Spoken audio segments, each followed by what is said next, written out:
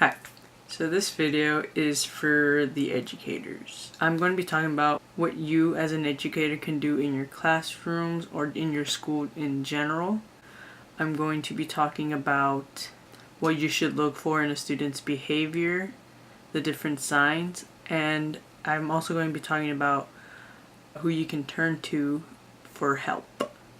I'm also going to be talking about who you can turn to, if you have any questions or concerns. Okay, so the first question would be, what can you do as an educator in your classroom or in your school? Okay, so one thing you might want to consider is educating the rest of the staff, the principals, your colleagues, even the students, the parents as well, on different mental health problems and symptoms and ways they can help. Another way you can help is by just encouraging others to help, make your classroom or the school just a safe space where people can go to and feel comfortable enough talking about their problems. Another thing you could do is, a lot of the times people are scared to come out saying that they have a mental health problem, because they're being bullied in school. So just being able to enforce positive behavior in your classroom as well as the school would help a lot as well. If you notice one or more of these signs in one of your students, it's best to consult a counselor or the student's parents. Some of those signs may include feeling sad or withdrawn for a long period of time. Another sign would be if the student is trying to harm themselves. If you notice cuts, bruises, anything of the matter, or you overhear them talking about wanting to harm themselves, that could be a sign.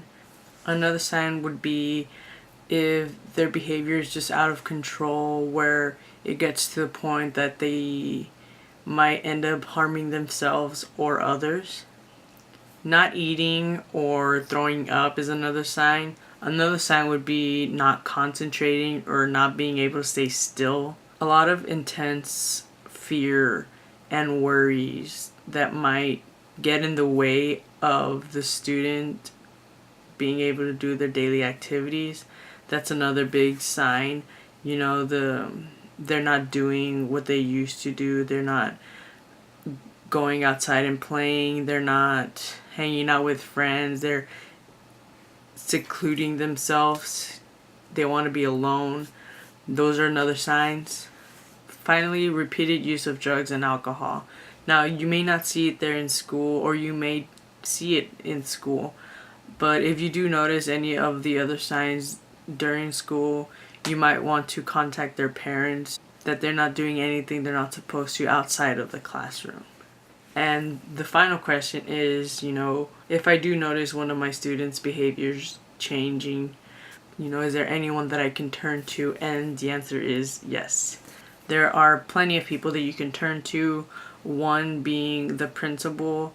If you start noticing that one of your students' behavior has changed, you might want to contact the principal. A few other people you can contact are the counselors or the school nurses, in case you notice them harming themselves or isolating themselves. If your school has a social worker, the best thing to do is to contact them as well.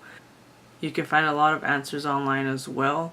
There's plenty of websites that are very helpful when you have more questions that are very helpful. Thank you for watching.